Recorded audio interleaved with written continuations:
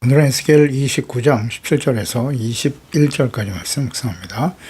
29장 17절에서 21절까지의 말씀 읽습니다. 27째 해 첫째 달 초하루에 여호와의 말씀이 내게 임하여 이르시되 인자야, 바벨론의 느부갓네살 왕이 그의 군대로 두로를 치게 할 때에 크게 수고하여 모든 머리털이 무지러졌고 모든 어깨가 벗어졌으나 그와 군대가 그 수고한 대가를 두로에서 얻지 못하였느니라. 그러므로 주 여호와께서 이같이 말씀하셨느니라. 내가 애굽 땅을 바벨론의 느부갓네살 왕에게 넘기리니 그 무리를 잡아가며 물건을 노략하여 빼앗아갈 것이라. 이것이 그 군대의 보상이 되리라. 그들의 수고는 나를 위하여 함인즉 그 대가로 내가 애굽 땅을 그에게 주었느니라. 주 여호와의 말씀이니라. 그날에 나는 이스라엘 족속에게 한 뿔이 돋아나게 하고 나는 또 네가 그들 가운데에서 입을 열게 하리니 내가 여호와인 줄을 그들이 알리라. 아멘. 하나님의 심판과 그리스도를 통한 회복. 애굽 땅이 사막과 황무지, 사람과 짐승, 생명체가 살 수 없는 사막과 황무지가 되게 하실 것이라 하셨습니다. 사막과 황무지가 되어 거주하는 사람이 없이 40년간을 지내게 될 것이고 다른 이방 나라들 대적들은 대부분 심판과 멸망, 영원히 사라질 것이라고 하셨으나 애굽은 그렇지 않고 회복을 약속하셨습니다. 이스라엘과 같이 회복을 약속하시는 이유는 하나님께서 이 애굽이 아브라함과의 약속, 아브라함의 후손 이스라엘을 번성하게 하실 것이라는 언약을 성취하시기 위해서 요셉과 야곱의 가족들이 애굽에 거하게 하셨기 때문일 것입니다. 그러니까 애굽을 심판하신 목적은 이스라엘과의 관계 속에서 다시는 애굽이 이스라엘이 의지할 대상이 될 수 없을 뿐만 아니라 이스라엘 또한 그런 애굽을 신뢰하지 말라는 경고와 교훈을 얻게 하시려고 하는 하나님의 뜻이 잘 나타나 있습니다. 17절에 27째 해 첫째 달 초하루 여호야긴과 에스겔이 바벨론의 포로가 되어 끌려간 지 27년이 되는 해이며 첫 번째 애굽 심판의 경고가 주어진 지 17년이 지난 BC 570년경을 가리킵니다. 한편 이 예언의 연대가 기록된 에스겔의 여러 다른 예언들보다 후대인 것인데도 16절에 곧바로 삽입된 것은 앞의 기사와 내용상의 긴밀한 연관관계가 있기 때문일 것입니다. 애굽에 대한 심판의 예언이 어떻게 역사적으로 성취되었는가를 확인시켜 주시기 위해서 기록한 말씀인데요. 하나님의 말씀과 역사적 성취, 역사의 주인이신 하나님, 선지자를 통해서 계속해서 깨닫게 되는 바입니다. 말씀하신 바를 이루시는 하나님은 신실하신 분이시고요. 역사 전체를 통찰하시고 섭리하시고 다스리시는 하나님이십니다. 살아계신 하나님이시죠. 18절에 바벨론 느부갓네살 왕이 군대로 두로를 치게 할 때에 너무 수고해서 머리털이 무지러지고 어깨가 벗겨졌다라는 표현을 하셨네요. 그런데 두로에서 아무것도 얻지 못하더라. 이 무지러지다, 히브리의 무크라, 털을 뽑다 혹은 대머리가 된다는 뜻인데요. 어깨에 벗어짐과 함께 극히 오래 시행된 힘든 노역을 상징하는 말이죠. 이는 곧 바벨론이 두로를 공격할 때 본토와 섬 두로 사이의 해협을 막기 위해서 문제와 토성을 쌓는 일에 너무도 과중한 수고를 했기 때문일 것입니다. 에스겔 26장 8절에 보면 그가 들에 있는 너희 딸들을 칼로 죽이고 너를 치려고 사다리를 세우며 토성을 쌓으며 방패를 갖출 것이다 라고 말씀하셨죠. 그러니까 두로는 육지에서 약 800m나 떨어져 있는 섬이죠. 천의 요새인 두로를 침략하는 일은 많은 시간과 수고와 희생을 치료해야 했을 것입니다. 두로를 침공하는 일, 즉 하나님의 심판을 수행하는 일이 얼마나 힘들고 또 스트레스를 많이 받았으면 느부갓네살의 머리가 대머리가 될 정도가 되었다는 거죠. 그러니까 하나님의 심판과 뜻을 어떤 면에서는 충실히 수행하는 바벨론 왕, 그러니까 하나님이 심판하실 것을 두로를 심판하고 말씀하셨고 또 바벨론 왕을 통해서 이 일을 지금 수행하고 계시는 겁니다. 그래서 예레미야 43장 10절에 보면 그리고 나는 그들에게 말하기를 만군의 여호와 이스라엘 하나님께서 이와 같이 말씀하실 때 보라 내가 내 종 바벨론의 느부갓네살 왕을 불러올 것이다. 그가 그의 왕자를 내가 감추게 한 이 돌들 위에 놓고 또 그 화려한 큰 장막을 그 위에 칠 것이다. 그러니까 심판의 도구인 바벨 왕 느부갓네살 왕, 분명 주님께서 내 종 바벨론의 왕 느부갓네살 이렇게 말씀하시거든요. 하나님께서 느부갓네살을 종으로 삼으셔서 하나님의 심판의 역사를 이루십니다. 그 군대와 그 수고한 대가를 두루에서 얻지 못했다는 거예요. 그러니까 이 모든 역사를 주관하시는 분이 하나님이십니다. 그러니까 다 우연히 발생한 것이 아니라 하나님이 계획하신 일들이 말씀하신 바 그 예언의 말씀들이 구체적으로 성취되어지는 과정이죠. 이 말씀들이 성취될 때 이 모든 일을 행하시는 분이 하나님이심을 알게 할지어다. 알게 될 것을 끊임없이 선포하십니다. 그래서 이걸 기록하여 우리에게 남겨주신 성경을 통해서 우리는 하나님이 어떤 분이신가를 정확하게 알게 되는 것이죠. 바벨론 왕 느부갓네살 II 를 공격한 것은 그의 즉위 제7년부터 20년까지 13년 동안 계속되었습니다. 따라서 그 기간 동안에 두로 왕의 지도자들, 또 부자들과 백성들이 재물과 가족들을 다른 섬이나 카르타고 등지에 이미 다 빼돌리고 피신시켰기 때문에 느부갓네살이 두로의 성 안에 진입했을 때는 아무런 전리품도 남아있지 않았던 것이죠. 오랜 시간이 걸렸어요. 공격하는데. 그래도 하나님께서 두로를 심판하실 것이다 라는 뜻을 성취하기 위해서 수고하는 바벨론 왕, 심판의 도구, 하나님의 종으로서 충실히 수행하고 있었습니다. 19절에 여호와께서 같이 말씀하십니다. 말씀하셨느니라 내가 이 땅을 바벨론 느부갓네살에게 넘길 것이고 물건을 노략하고 빼앗아갈 것인데 그것이 그 군대 보상이 될 것이다 말씀하시네요. 그러니까 바벨론 왕이 두로를 심판하는 일에 많은 수고와 시간을 들였지만 얻은 것이 없기 때문에 애국을 침공하게 하심으로써 애국으로부터 많은 물건을 노략하고 빼앗아 가게 될 것이며 이것이 군대의 보상이 된다라는 말씀을 하고 계십니다. 보상으로 애국을 내어주겠다는 말씀이에요. 그만큼 이 바벨론 왕이 하나님의 심판의 뜻을 충실히 수행하고 있기 때문에 애국까지도 그의 손에 붙여서 심판하게 하시는 것이죠. 20절에 그들의 수고는 나를 위해서 한 것이다 이런 말씀하시네요.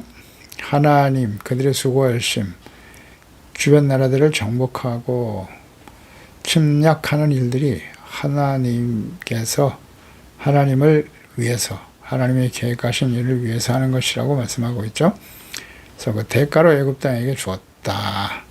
그러니까 두로는 도시국가 섬으로서 인구도 적고 해상무역을 통해 얻은 재물과 주변 모든 나라들과의 교육을 통해서 신뢰를 쌓고 막대한 재물로 여러 거점 도시들을 사들이거나 점거하고 있었기 때문에 부하 재물을 쉽게 해상을 통해서 유출할 수 있었을 것입니다. 하나님의 심판의 뜻을 충실하게 수행한 바벨론 왕에게 애굽을 침공하게 하심을 많은 전리품을 챙겨 하실 것이라고 하시네요. 사실 애굽은 바벨론에게도 버거운 상태였죠. 전쟁에서 승리를 장담할 수 없는 상태였으나 하나님께서 애굽을 심판하신 뜻을 정하셨기 때문에 바벨론을 막아낼 수 없을 것임을 분명히 말씀하셨고 그대로 성취되었습니다. 전통의 강대국인 애굽은 오래된 문화와 유산과 또 부와 재물과 인적 자원이 두로와는 비교할 수 없을 정도로 규모가 큰 나라였기 때문에 많은 전리품을 얻게 되었을 것입니다. 그러니까 바벨론의 급성장과 강력한 영향력으로 주변 나라들을 정복하는 그 힘은 하나님께서 배역한 이스라엘 백성 유다와 그 이스라엘과 주변 나라를 심판하시를 위한 도구였기 때문에 그 역할을 충실히 수행하였으나 하나님께서 하신 일임을 바벨론 느부갓네살 왕도 역시 깨닫지 못하죠. 그래서 예루살렘 성을 불태우고 성전 기명을 빼앗아가고 느부갓네살 왕은 모든 승리와 정복의 역사를 결국 자신의 능력으로 된 것으로 알고 교만했습니다. 그래서 3대 만에 벨사살 왕 때죠. 메데 바샤에 의해서 멸망을 당하고 말았습니다. 그러니까 벨사살 왕이 성전 기명으로 술을 마시며 잔치를 벌이면서 교만했을 때 하나님의 손가락이 나타나죠. 그래서 벽에 글씨를 쓰십니다. 이로 인해서 벨사살 왕과 그 자리에 있었던 모든 사람들은 두려워 떨었죠. 손가락이 나타나 벽에 쓴 그 글씨를 아무도 해석할 수가 없었습니다. 오직 다니엘이 그 뜻을 해석해 주면서 알려줍니다. 이것이 이제 다니엘서 5장 25절 이하죠. 기록된 글자는 이것인데 곧 메네메네 데겔 우바르신이다. 그를 해석하건대 메네는 당시 하나님이 이미 왕의 나라의 시대를 세워서 그것을 끝나게 하셨다는 뜻이고요. 데겔은 왕을 저울에 달아보니 부족함이 보였다며 베레스는 왕의 나라가 나뉘어서 메대와 파사 사람에게 준바되었다미니이다. 이 말씀을 전하여 듣고 30절에 그날 밤에 갈대아 왕 벨사살이 죽임을 당하였고 메대 사람 다리오가 나라를 얻었는데 그때 다리오는 62세였더라. 이렇게 말씀하고 있죠. 하나님의 심판을 충실히 수행하였으나 하나님께서 하신 이름을 인정하지 않죠. 교만한 바벨론 제국은 결국 이렇게 3대 만에 멸망의 길을 가고 맙니다. 이 과정을 통해서 얻는 교훈은 하나님께서 하시는 이름을 알지 못하고 자신의 능력으로 성취된 것이다 라고 여기는 교만을 갖는 순간 그 교만한 자는 반드시 하나님의 심판과 멸망의 길을 가게 될 것입니다. 이것이 성경이 주는 교훈이죠. 이스라엘의 초대 왕인 사울 왕, 왕이신 하나님을 버리고 사람이 왕이 되어 다스리게 달라고 세워진 왕이 사울 왕이죠. 시작은 겸손했는데 역시 교만하죠. 솔로몬 역시도 시작은 아주 좋았어요. 하나님을 사랑하고 하나님께 일천번제를 드리며 기도하고 하나님 앞에 부와 영광, 재물을 구하지 아니하고 지혜로운 마음을 주사 선과 악을 구별하여 이스라엘 죄 백성들을 올바로 판결하고 하나님이 다스리시는 의의 나라가 되게 해주세요. 이런 기도를 드리지 않습니까? 그런 시작은 좋았으나 어땠어요? 마지막에 우상을 세우고 인생을 마감합니다. 하나님께서 솔로몬의 부패와 타락으로 인해서 나라를 나누실 것이다 라고 말씀하셨죠. 그래서 여로보암에게 열 지파를 맡겼습니다. 그래서 그 여로보암이 역시 왕이 되고 나니까 교만해지죠. 교만해집니다. 이스라엘의 모든 유다의 왕들, 이스라엘과 유다 왕들 어떤가를 잘 살펴보세요. 대부분이 다 시작은 좋았으나 북이스라엘 왕들은 다 송아지 우상을 섬기면서 한 사람도 하나님께 돌아온 사람이 없었고요. 유다의 왕들 중에도 하나님을 잘 경외하는 왕들이 있었습니다만 언제나 그 마지막이 좋지 않아요. 대부분 다 부패하고 교만했죠. 그래서 다윗이 위대한 것입니다. 다윗 왕을 하나님께서 마음에 합한 대로 인정하시는 겁니다. 다윗은 묵상하면 할수록 정말 위대한 하나님의 사람이었습니다. 그러니까 모든 시대의 하나님의 백성, 자녀들, 이 시대의 그리스도인들 역시 마찬가지예요. 하나님의 자녀들 역시 그 길을 가게 될 것이다. 지금 가고 있습니다. 그래서 우리 자신을 주야로 말씀 앞에 살펴야 돼요.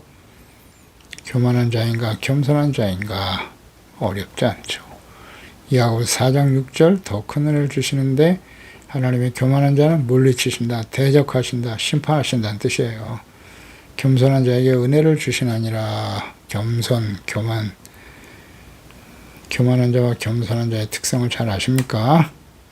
교만은 철저하게 자기중심이에요. 그 마음에 하나님이 없어요. 하나님 말씀이 없습니다. 주님의 말씀을, 주의 이름을 부르기도 하고 말씀을 듣기도 하나 하나님의 말씀을 온전히 따르지 않아요. 순종하지 않습니다. 겸손한 자는 하나님 말씀 앞에 자신의 생각을 쳐서 복종시키고 회개하고 돌이키며 주님의 용서의 은혜를 구할 줄 아는 사람이죠. 교만은 패망의 선봉이고 거만한 마음은 넘어짐의 앞잡이다. 절대 진리입니다. 교만한 자는 하나님께서 심판하신다, 물리치신다, 대적하신다는 것이 잊지 말아야 합니다. 22절에 그날에 나는 이스라엘 족속에게 한 뿔이 돋아나게 할 것이다. 나는 또 그들 가운데서 내가 그들 가운데 입을 열게 할 것이다. 이런 말씀하시네요. 그날 하나님을 버리고 폐역한 이스라엘에 대한 심판과 이스라엘을 대적하는 교만한 주변 대적들 이방인들을 심판하신 후에 언약의 백성 이스라엘 비롯해 모든 나라들이 창조주이심의 역사의 주인이신 살아계신 하나님을 멸시하고 존재 자체를 부인하는 교만한 자들에 대해서 반드시 심판하시고 이 모든 예언의 말씀이 성취될 때 이것이 우연히 발생한 일이 아니라 하나님께서 행하시는 일임을 알기를 원하십니다. 궁극적으로 하나님께서는 메시아 그리스도를 보내주심으로써 구원의 길을 여실 것이며 하나님의 존재를 인정하고 하나님께서 다스리신 하나님의 나라가 이루어지게 할 것임을 예언하셨습니다. 그래서 그날은 내용상으로 바빌론의 느부갓네살이 하나님의 도구로서 심판의 도구로 애국을 병복하게 되는 날을 가리킵니다만은 이 날에 대한 하나님의 뜻은 궁극적으로는 여호와의 심판의 날인 것이죠. 에스겔 30장 3절에 그 날이 가깝도다 여호와의 날이 가깝도다 구름에 내릴 것이다 이런 말씀하시는데요. 그리스도를 보내셔서 심판과 구원을 이루시는 날입니다. 여호와의 날 심판의 날이기도 하지만 회개하고 믿고 구원받는 자들에게는 구원의 날이 될 것이다. 요한복음 3장 16절 이하죠. 하나님이 세상을 이처럼 사랑하사 독생자를 주셨는데 이는 멸망치 않고 영생을 얻게 하려 그를 믿는 자마다 멸망치 않고 영생을 얻게 하려는 것인데 하나님이 그 아들을 세상에 보낸 것은 세상을 심판하려 하심이 아니고 그로 말미암아 세상의 구원을 받게 하려 하심이라. 그를 믿는 자는 심판을 받지 아니하는 것이지만 믿지 아니하는 자는 하나님의 독생자 이름을 믿지 아니하기 때문에 벌써 심판을 받은 것이라고 말씀하셨죠. 그러니까 예수님의 초림과 재림으로 이루어질 역사, 구원과 심판입니다. 구원을 위해서 보내신 뿌리 되신 그리스도, 이스라엘 족속에 한 뿌리 솟아나게 할 것이다 라고 말씀하죠. 이 뿌리 히브리어 카렐입니다. 성경에서는 주로 권세와 힘의 상징으로 나타나고 메시아적 의미를 내포하고 있는 것이죠. 누가복음 1장 69절에도 우리를 위하여 구원의 뿔을 그 종 다윗의 집에서 일으키셨다. 이스라엘의 뿔, 그리스도 메시아를 보내주실 것을 말씀하시는 거예요. 그래서 애굽의 멸망과 연관을 시키고 있습니다. 이것은 곧 애굽이 하나님의 나라와 주의 백성들을 억압하고 대적하는 모든 이방 세력을 대표하는 것이다 라고 보신 거예요. 그래서 이 언약의 백성 이스라엘과 애굽을 멸망시킨 이 바벨론 역시 하나님을 대적하는 모든 세력을 상징하는 것이죠. 그래서 이방 세력이 패배하여 소멸되는 날, 이스라엘의 뿔로 상징되는 하나님의 구원과 그 나라의 권세가 확실하게 성취되고 드러날 것이라고 하십니다. 그러니까 그리스도를 보내셔서 이루실 구원과 하나님 나라의 회복, 예수님의 초림과 재림을 통해서 완성될 하나님의 뜻인 것이죠. 이것을 선지를 통해서 메시아 시대가 도래할 것이다. 하나님의 나라가 임할 것을 말씀하시는 겁니다. 선지서에 자주 나타나 있죠. 대부분의 선지자들이 이스라엘 백성들의 그 심판과 회복 이후에 하나님께서 보내실 메시아 그리스도를 통해서 하나님의 나라를 온전히 세울 것을 끊임없이 말씀하십니다. 내가 또 너로 그들 중에 입을 열게 한다. 중요한 영적 의미를 내포하는 것이죠. 하나님께서 이사야를 비롯해서 선지를 통해서 폐역한 이스라엘의 심판과 회복을 말씀을 주시면서 하나님의 심판의 목적은 재앙이 아니죠. 평안이고 미래와 희망을 주기 위함이라고 하셨는데요. 평안이라고 하는 것은 죄를 버리고 용서받고 의롭다함을 얻는 것. 그래서 하나님과 화목되어지는 것을 말합니다. 로마서 3장 25절이죠. 예수를 하나님의 그의 피로써 믿음으로 말미암아 화목제물로 세우셨다. 이는 하나님께서 길이 참으시는 중에 전에 지은 죄를 간과하심으로 자기의 의로심을 나타내는 것이라 하셨고요. 골로새 1장 20절에는 그의 십자가의 피로 화평을 이루셨다. 만물과 땅에 있는 것들이나 하늘에 있는 것들이 예수 그리스도로 말미암아 자기와 화목되게 하시기를 기뻐하셨다. 십자가에 흘리신 피로 모든 사람들이 화목되기를 기뻐하시는 하나님. 그러니까 사람의 모습으로 찾아오실 하나님의 아들 그리스도께서 복음을 전파하실 때 모든 이스라엘 백성들이 주와 그리스도로 고백하고 믿고 구원받게 될 것이다. 그러니까 이는 그리스도와 함께 모든 사람들에게 성령을 부어주심으로 이루어질 예언의 말씀이기도 하죠. 예수 그리스도 메시아에 대한 약속, 또 예수님은 또 다른 보혜사 성령, 진리 영신 성령을 너에게 보내주실 것을 약속하시고 하나님께로 가셨죠. 요한일서 2장 28절. 그 후에 내가 내 영을 만민에게 부어주리니 너희 자녀들이 장래에 이를 말할 것이며 너희 늙은이는 꿈을 꾸고 너희 젊은이 이상을 볼 것이다 라고 말씀하셨어요. 내 영을 만민에게 남녀노소 동서고금망론하고 예수 그리스도를 믿고 구원받을 하나님의 자녀들에게 영을 부어주실 것이다. 성령 임하심으로 지혜와 계시형으로 하나님을 알게 하시고 보내신 자 예수 그리스도를 알고 믿어 영원한 생명을 얻게 하시는 거죠. 그러니까 모든 사람에 부어주실 성령께서 그리스도를 증거하게 하신다. 사도행전 1장 8절이죠. 오직 성령이 너에게 임하실 때 권능을 받아 예루살렘으로 시작해서 유다와 사마리아 땅 끝까지 이르러 내 증인이 될 것이다 라고 말씀하시죠. 그러니까 예수께서 약속하신 성령께서 예루살렘 제자들에게 임하시고 그들을 통해서 복음이 유다를 또 주변 사마리아 땅 끝까지 사도 바울 이방의 사도죠. 복음이 전파되게 하실 것이다 하셨고 그대로 이루어졌습니다. 그러니까 이스라엘 주변 모든 나라들이 심판을 당하게 되는 그날에 즉 여호와의 심판의 날에 그리스도를 보내셔서 회복될 하나님의 나라에 대해서 예언하신 겁니다. 그러니까 심판과 그리스도를 통한 하나님의 나라의 회복, 예수님의 초림과 재림을 통해서 이루어지는 거예요. 마지막 요한계시록의 심판의 관계를 우린 잘 묵상하고 이해할 필요가 있어요. 예수님의 초림, 구원을 위해서 오셨죠. 그러나 믿지 않는 자는 이미 심판이 있는 것이고요. 그 복음이 땅끝까지 모든 민족에게 온 세상에 전파되기를 좀 기다리고 계시는 겁니다. 본 백성 이스라엘을 회복시켜 주시고 이스라엘이 마지막으로 회개하고 복음을 믿을 수 있도록 기다리고 계시는 거고 모든 민족이 복음을 듣고 회개하고 구원받아 하나님의 자녀가 되기를 기다리고 계시는 것이고 이방인들 중에 구원받은 하나님의 자녀들이 점점 부패하고 타락하는 모습을 보이게 될 것인데 살았다 하는 이름을 가져서나 죽은 자들이 오늘날 시대 교회 안에 많아질 것인데 사대교회 같은 교회가 많죠. 회개하라 이기는 자가 되라 소원의 교회들에게 하신 말씀을 듣고 돌이키기를 좀 기다리고 계시는 겁니다. 그래서 하나님의 소망과 뜻 창조주 역사의 주인이신 하나님을 인정하고 하나님께서 보내신 자 예수 그리스도를 알고 믿어 구원받고 하나님의 자녀가 되고 자녀답게 살아가는 자가 되어야 합니다. 계시록 21장 1절이야죠. 새하늘과 새 땅을 너에게 보여주신다. 새 예루살렘이 하늘에서부터 내려온다고 하시면서 그 준비한 것이 신부가 남편을 위해 단장한 것 같더라. 이기는 자는 이것들을 상속으로 받으리라. 나는 그의 하나님이 되고 너희는 내 아들이 되리라. 영원하신 하나님의 뜻이죠. 우리가 예수 그리스도로 말미암아 놀라운 은혜를 받아 하나님의 자녀가 되었습니다. 예수님을 그리스도로 주로 영접하고 하나님의 아들들이 되게 하셨으니 우리 주어진 삶의 여정 동안에 하나님의 아들답게 살아야죠.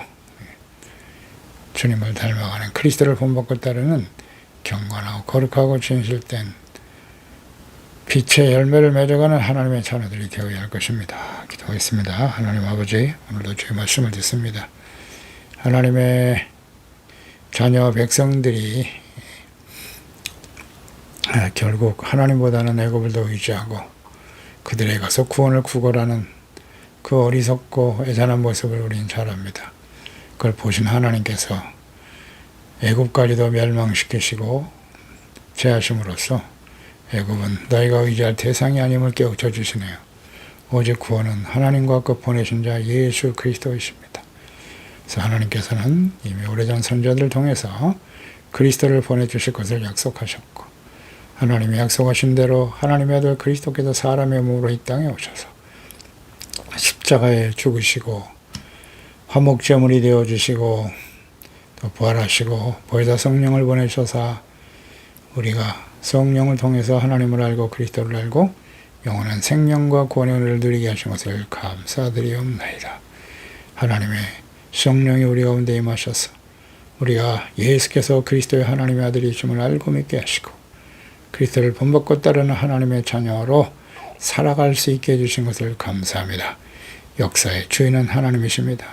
성경의 모든 말씀들이 다 성취되었고 예수 그리스도의 재림과 요한계시록의 마지막 심판만이 이 땅에 이루어질 예언의 말씀인 것을 우리가 확신하면서 항상 근신하고 깨어있게 하시고 착함, 의로움, 진실함, 빛된 열매를 맺으며 성령의 인도하심을 따라 하나님의 자녀답게 성숙한 하나님의 자녀로 주님 앞에 설 수 있는 우리 모두가 되게 하여 주시옵소서.